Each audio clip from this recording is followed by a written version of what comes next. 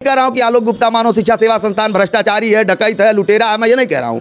मैं ये नहीं कह रहा हूं कि मानव शिक्षा सेवा संस्थान भागी जाएगी। मैं ये कह रहा हूं कि मुझे संदेह है, क्योंकि इससे पहले तमाम कंपनियां भागी हैं, तमाम ऐसे संस्थाएं रोज भाग रही हैं। तो मेरा सवाल है, और मेरा ये, चूंकि देखिए तमाम गणमान्य लोग जा रहे हैं, उनसे भी आग्रह है, भाई आज के परिस्थिति में अगर भाग गया तो वो विधायक जी कहाँ मुँह दिखाएंगे, वो मंत्री जी कहाँ मुँह दिखाएंगे, वो चेयरमैन साहब कहाँ मुँह दिखाएंगे, वो जो गणमान्य लोग जा रहे हैं वो कहाँ मुँह दिखाएंगे। भाई मानव शिक्षा सेवा संस्थान अगर भाग गई तो सारे नेताओं के कहीं ना राजनीतिक कैरियर और सारे लोग कलंकित होने का काम करें कि माननीय विधायक जी को कोई चुनाव नहीं हरा सकता जब तक मैं हूं। तो जैसे लगता है कि वह भारतीय जनता पार्टी के नहीं, मानव शिक्षा सेवा संस्थान के विधायक हैं। बात समझिए। तो सवाल तो इस बात का है, इस पे तो विधायक जी को व्यक्तिगत संज्ञान लेना चाहिए, लेकिन अब क्यों नहीं ले रहे हैं, क्या मामला है? इसमें भारतीय जनता पार्टी को संज्ञान लेना चाहिए, क्यों नहीं ले रहे हैं, क्या मामला है? सूदखोरों को, ऐसे फर्जी संस्थानों को, ऐसे फर्जीवाड़ा करने वाले लोगों को एक चिन्हित करके एक अभियान चला करके एक निगरानी करिए, और इनके खिलाफ, इनके भगने से पहले, चूंकि ये कागज में मजबूत है, आप काम कुछ कर नहीं पाएंगे, तो इनके भगने से पहले इनके खिलाफ एक दंडनात्मक विधिक कार्रवाई, एक अभियान बना करके शुरू किया जाए, जिससे जो गोरखपुर में जो फर्जीवाड़ा कर रहे हैं वह फर्जीवाड़ा रुक सके। मैंने तो बाकायदे इन लोगों को, देखिए भारतीय जनता पार्टी के राष्ट्रीय अध्यक्ष को, भारतीय जनता पार्टी के प्रदेश अध्यक्ष को मैं बाकायदे लिखित में अवगत कराया हूं। आप जाके देखिए, मानव शिक्षा सेवा संस्थान के अध्यक्ष आलोक गुप्ता आज इसी प्रभाव को, जैसे भाई जिसके यहाँ मंत्री और विधायक जब वर्तमान में निरंतर जाएंगे तो कहीं ना कहीं तो शासन प्रशासन में वो प्रभाव रहेगा और उनके ऊपर कोई कार्रवाई करने से कतराएगा। आप जाके देखिए, उनके गाड़ी पे पहले एक बोर्ड बड़ा सा लगा मिलेगा। हाई कोर्ट का रूल है कि कोई भी व्यक्ति बोर्ड लगा के नहीं चल सकता। कैसे लगा के चल रहे हैं? नमस्कार, मेरा नाम निखिल है और आप देख रहे हैं साक्ष्य मीडिया। मौजूदगी मुख्यमंत्री के शहर गोरखपुर में है। लगातार आप लोग देख रहे होंगे कि सूदखोरों द्वारा जो है तमाम ऐसे लोगों को पैसा दिया जाता है, लेकिन पैसे के नाम पर इतना ब्याज लिया जाता है कि पीड़ित जो है आत्महत्या करने को मजबूर हो जाता है। कई ऐसे घटनाएं देखने को मिलती है। देवरिया में भी अभी अजय तिवारी ने आत्महत्या कर ली, जिसकी भी जानकारी हमको मिली थी। लेकिन उन्हीं सूदखोरों के लिए एक आवाज़ बनने के लिए पटरी व्यापारी पार्टी के राष्ट्रीय अध्यक्ष सुधीर झा जी ने एक मोर्चा खोल रखा है। हमसे बातचीत करने के लिए सुधीर झा जी यहाँ मौजूद हैं। इनसे भी बातचीत करेंगे आखिर यह मोर्चा किस तरीके से जो है अभियान चलाया जाएगा और किस तरीके से सूदखोरों पर ये कार्रवाई कराने के लिए संघर्ष करेंगे। सुधीर झा जी, किस तरीके से आपने जो है मोर्चा खोल रखा है सूदखोरों पर? पहले तो आपको बहुत बहुत धन्यवाद कि आज हम लोग एक ज़मीनी मुद्दे पे चर्चा कर रहे हैं। और आपने कहा कि देवरिया, तो देवरिया में एक दूसरे व्यक्ति की हत्या हुई। अजय तिवारी साहूखोर के थे। और मैं आपको बता दूं कि गोरखपुर में, आप मीडिया कर्मी हैं, आप निरंतर देख रहे होंगे कि आए दिन सूदखोरों के उत्पीड़न से आए दिन कोई गरीब पटरी वाला हो गया, आम लोगों को हो गया, रोज़ इस पूरे मंडल में सूदखोरों का आतंक फिर से बढ़ रहा है। जैसे आप देखे होंगे, एक दशक पहले तमाम फर्जीवाड़ा कंपनियां आती थी, जैसे राप्ती आई, राधिका आई, तमाम ऐसे रोज़ संस्थाएं आते थे जो आते थे और यहाँ पर में बड़े बड़े डंका बजाते थे, अपने ईमानदारी और तमाम स्कीम ले आते थे और उसमें गरीबों को, आम लोगों को फंसाते थे और उनके पैसे लेके भाग जाते थे। लेकिन ये कहीं ना कहीं से राधिका, राप्ती, ऐसे जो मामले थे वो सब ख़त्म हो गए, अब देखने को नहीं मिल रहा था। लेकिन गोरखपुर जनपद में इधर निरंतर सूदखोरों का आतंक बढ़ गया। अब देखिए, अभी कुछ दिन नहीं हुआ अजय तिवारी सूदखोरों के उत्पीड़न से आत्महत्या करने पे बाद हो गए। आप देखिए देवरिया में जो है अभी परसों नरसों जो है क्या कहते हैं, गोली मार करके एक हत्या कर दी गई।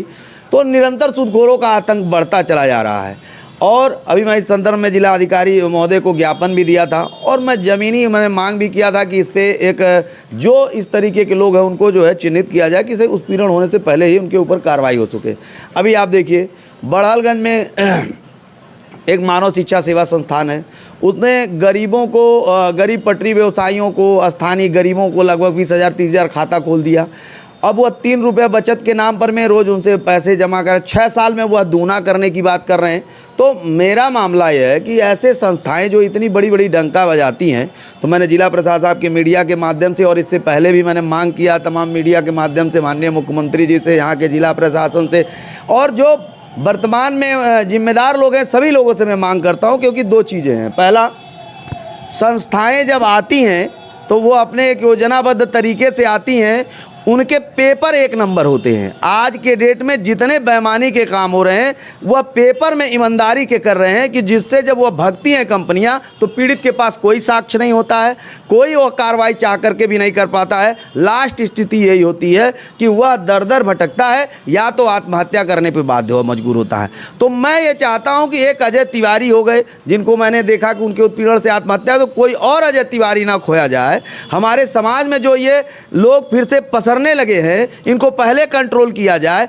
इसके लिए हमने एक मुहिम छेड़ रखा है। अभी मैं जिलाधिकारी को ज्ञापन दिए थे, अभी हम इस संदर्भ में वरिष्ठ पुलिस अधीक्षक से मिलने वाले थे, लेकिन अब इस समय हम कमिश्नर से मिलेंगे, क्योंकि मैं देख रहा हूं यह मंडल में पसर रहा है। क्योंकि अभी मैं देख लिया देवरिया में भी हत्या हो गई, तो मैं इस संदर्भ में कमिश्नर साहब से भी मिलूंगा।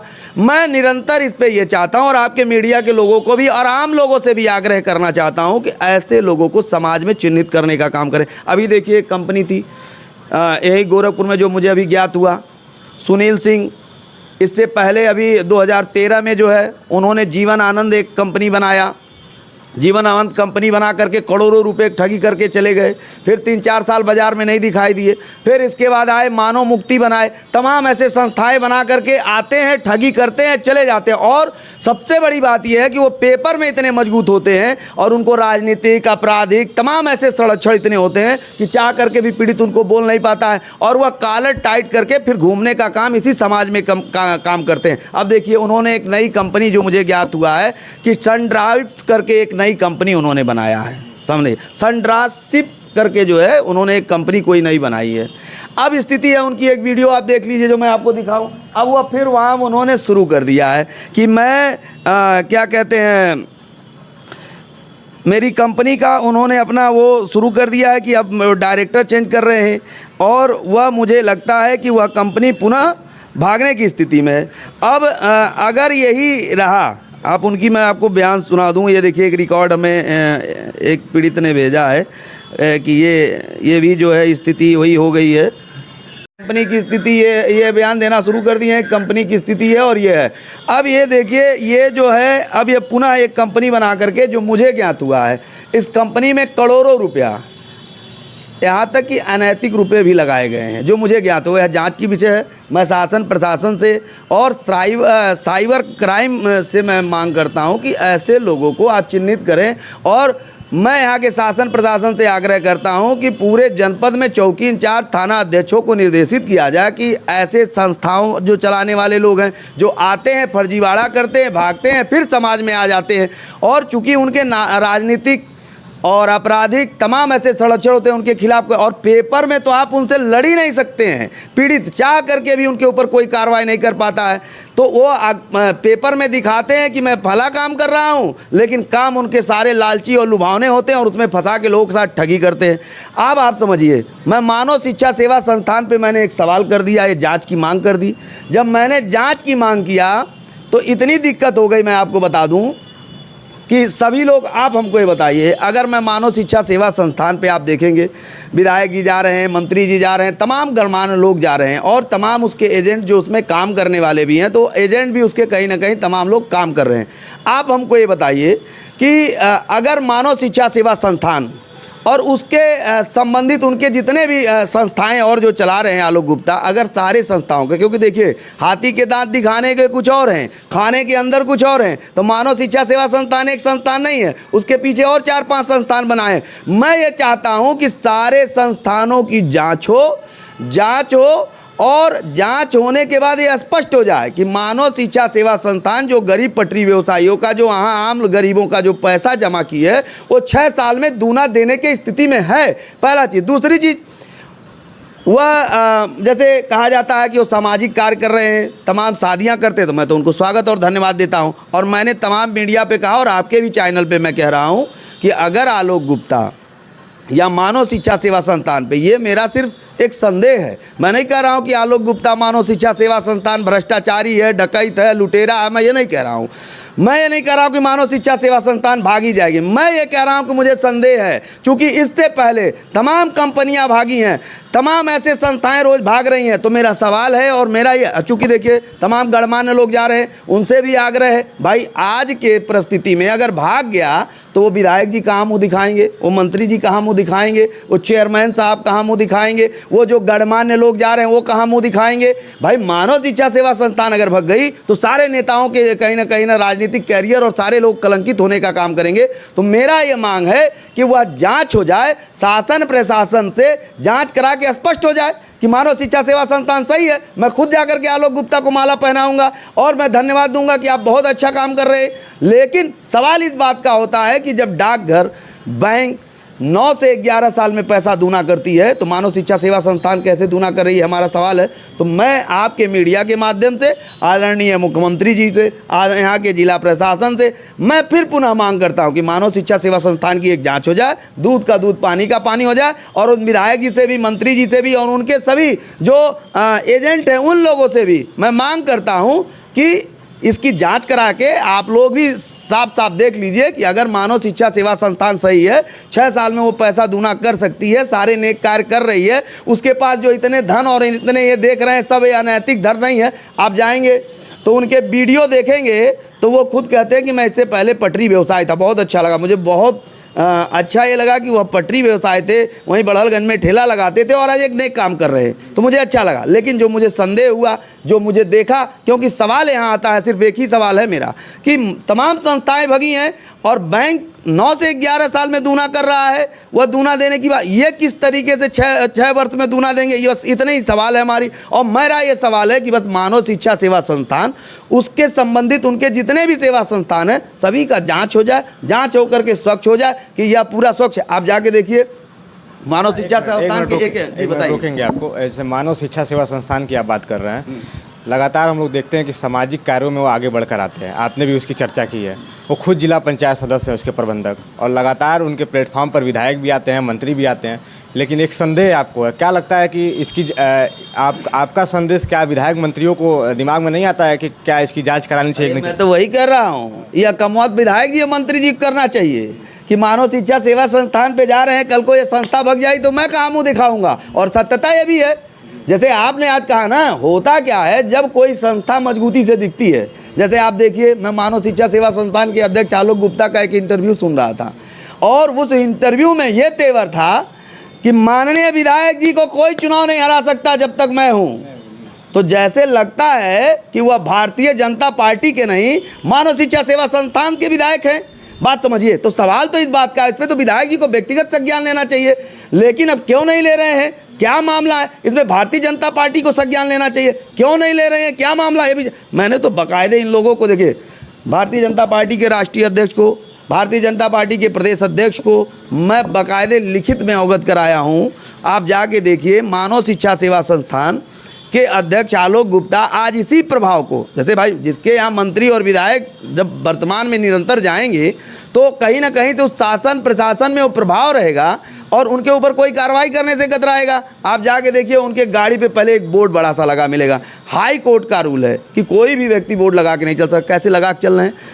हूटर बजा के चल रहे हैं, जबकि विधायक जी कभी हूटर नहीं बजाते। विधायक जी के गाड़ी बोर्ड नहीं लगा है, लेकिन उनके बोर्ड लगा है। और विधायक जी और मंत्री जी देख रहे हैं तो कहीं ना कहीं से एक जांच का और विधायक जी मंत्री जी पे भी सवाल हो जाएगा। तो मेरे कहने का मतलब, मुझे ये इतने डीपली नहीं जाना, लेकिन शासन प्रशासन का प्रभाव दिखा करके अगर मानव शिक्षा सेवा, अभी देखिए एक घटना हुई अभी आनन फानन में। मैंने जब सवाल किया तो मानव शिक्षा सेवा संस्थान के अध्यक्ष साईं सीढ़ी चले गए, 5-6 दिन तो पहले रहे नहीं हुई। और इसके बाद जब आए आनन फानन में, मैंने देखा कि टाउन एरिया में ईओ द्वारा और तमाम वहाँ के कमेटी आनन फानन में गठित की गई और गठित करके पटरी व्यवसायियों के ऊपर अतिक्रमण अभियान चला दिया गया। मैं विधायक जी को बड़ा साधुवाद देता हूँ। विधायक जी के पास जब वो पटरी वाले गए तो उन्होंने संज्ञान लिया और मैं वीडियो देखा उनका जो है सोशल मीडिया फेसबुक पे, वो बाकायदे उन्होंने कहा कि इससे पहले हमारी आपकी बात हुई थी, जहाँ पटरी वाले दुकान लगाते थे वहाँ तो आपने थाना बनवा दिया। तो ये था कि इसको बैठ करके हम लोग कहीं ना कहीं से इसको जो है स्थानांतरित करके और इनको करेंगे, क्योंकि ये भी हमारे एक अंग है। विधायक जी बहुत न्यायोचित बात की, मैं उनको साधुवाद देता हूँ। देखिए, जो सही करेंगे, मैं किसी भी नेता को साधुवाद दूंगा। जो व्यक्ति सही करेगा उसको मैं धन्यवाद दूंगा, माला भी पहनाऊंगा, स्वागत भी करूंगा। लेकिन जो व्यक्ति गलत रहेगा या जहां मुझे संदेश होगा, हमारा सवाल हरदम रहा है और मैं करता रहूंगा। और दूसरी चीज़, आप देखिए, अब कहीं ना कहीं तो वहाँ के पटरी वालों में ये भी आया कि मानव शिक्षा सेवा संस्थान के विरुद्ध हमने जो है बोला तो पटरी व्यवसायियों पे उनके आवाज़ कहीं उठ ना लगे, उनके विरुद्ध ना होने लगे, तो उसको दबाने के लिए अतिक्रमण, जबकि हम ये नहीं जानते कि ये सही है गलत है, लेकिन जो वहाँ से लोगों में एक चर्चाएँ सुनने को मिली तो ये मिले। और मैं आपके मीडिया के माध्यम से बता दूँ, आदरणीय चेयरमैन साहब, आप जनता के चुने हुए पटरी व्यवसायियों के ही वोट के चुने हुए चेयरमैन हैं, मानव शिक्षा सेवा संस्थान के चेयरमैन नहीं है। अगर ऐसा है कि आपने उनके दबाव में अभियान चलाया है तो नोट कर लीजिए। और रही बात, आप क्या आदरणीय मुख्यमंत्री जी जब आते हैं तो पटरी व्यवसायियों के बसाने की बात करते हैं और निर्देशित है कि पूरे उत्तर प्रदेश में हर नगर पालिका में, हर नगर निगम में वेंडिंग जोन बना के गरीब पटरी व्यवसायियों को बसाया जाए। तो आपको बसाना चाहिए, तो आप इस तरीके से आनन फानन में अभियान चला करके पटरी व्यवसायियों पे दबाव बना रहे हैं तो ये कतई नहीं बर्दाश्त होगा। और अगर गोला में पटरी व्यवसायियों का और वहाँ बड़हलगंज में पटरी व्यवसायियों का अगर उत्पीड़न होगा, सुधीर झा किसी भी दशा में बर्दाश्त नहीं करेंगे। ज़रूरत पड़ेगी तो वहाँ के पटरी व्यवसायियों के लिए किसी भी हद तक लड़ने के लिए हम लोग तैयार हैं। पहली चीज़। दूसरी चीज़ आप समझिए, मैं लास्ट में आपके मीडिया के माध्यम से माननीय मुख्यमंत्री जी से, यहाँ के जिला प्रशासन से बस एक आग्रह, हाथ जोड़ के मेरा करबद्ध निवेदन है। माननीय मुख्यमंत्री जी, आपको क्या बताना है, आप अच्छी तरीके जानते हैं दिए के सामने सूरज दिखाने के बराबर है। इससे पहले राधिका तमाम ऐसे संस्थाएं आती थी, लोगों को पैसाएं लेके भाग जाती थी। यह परंपरा खत्म हो गया था, कहीं ना कहीं से गोरखपुर में बहुत तेजी से पसर रहा है, जिसपे शासन प्रशासन का कहीं कोई नज़र नहीं है। यह लोग एक रोज ग्रुप बना रहे हैं, जैसे हमने अभी आपको बताया सुनील सिंह इससे पहले जीवन आनंद बनाए थे, जीवन आनंद बना के आए, ठगी करके फरार रहे, कुछ दिन बाजार में नहीं दिखाई दिए, फिर आए मानव मुक्ति बनाए, रोज एक संस्था बनाते हैं, लोग भाग जाते हैं। आज सेंट्राप्सिक के नाम से उन्होंने एक संस्था बनाया है और वह फिर उनका एक आईडियो जारी हो गया है, जो लोग कहना शुरू कर दिए हैं कि यह फिर अब भगने के जुगाड़ हैं, जिसमें करोड़ों रुपए का उन्होंने किया। सबसे बड़ी चीज़ यह है कि वह पेपर में एक नंबर है तो उनके ऊपर कार्रवाई नहीं हो सकती है। इसलिए मैं कह रहा हूं कि उनके भगने से पहले आप लोग संज्ञान में लीजिए और उनके कार्रवाई करिए। और जो गोरखपुर में भाई, एक साधुवाद मैं यहाँ के जिला प्रशासन, पुलिस प्रशासन को एक दे दूँ, जिस तरीके से आपने गोरखपुर में देह व्यापार बहुत तेज़ी से फैल रहा था, उसको आज ज़मीन पे ख़त्म करने का काम किया। उसी तरीके से सूदखोरों को, ऐसे फर्जी संस्थानों को, ऐसे फर्जीवाड़ा करने वाले लोगों को एक चिन्हित करके एक अभियान चला करके एक निगरानी करिए और इनके खिलाफ, इनके भगने से पहले, चूँकि ये कागज़ में मजबूत है, आप काम कुछ कर नहीं पाएंगे, तो इनके भगने से पहले इनके खिलाफ एक दंडनात्मक विधिक कार्रवाई, एक अभियान बना करके शुरू किया जाए, जिससे जो गोरखपुर में जो फर्जीवाड़ा कर रहे हैं वह फर्जीवाड़ा रुक सके। फिलहाल हमसे बातचीत करने के लिए पटरी व्यापारी पार्टी के राष्ट्रीय अध्यक्ष सुधीर झा जी थे, जिनका साफ तौर पर कहना है कि आज से कुछ वर्ष पहले कई ऐसे फर्जी संस्थाएं, कई ऐसी कंपनियां जो है पीड़ित के साथ अन्याय कर रही थी, उसी को फिर दोबारा जो है दोहराया जा रहा है। लेकिन इनका एक आरोप मानव शिक्षा सेवा संस्थान पर भी देखने को मिला है कि इनको भी एक संदेह है कि हो सकता है कि मानव शिक्षा सेवा संस्थान द्वारा भी जिस तरीके से पटरी व्यवसायियों का पैसा लेकर 6 साल में दुगुना करने की बात वो कर रहे हैं, तो कहीं ना कहीं इनको भी एक संदेह है। और इन्होंने मांग किया है कि जिला प्रशासन जो है इसकी जांच कराए और जांच कराकर जो भी तथ्य है उसको सामने रखे। फिलहाल आप सबकी अपनी क्या प्रतिक्रिया है कमेंट बॉक्स में ज़रूर बताइएगा। लेकिन मानव शिक्षा सेवा संस्थान के जो प्रबंधक हैं आलोक गुप्ता जी, उनसे भी हम बातचीत करने की कोशिश करेंगे कि आखिर यह जो आरोप लग रहा है वो उस आरोप को वो किस तरीके से देखते हैं और उनका क्या प्रतिक्रिया है, आपको ज़रूर सुनाएंगे।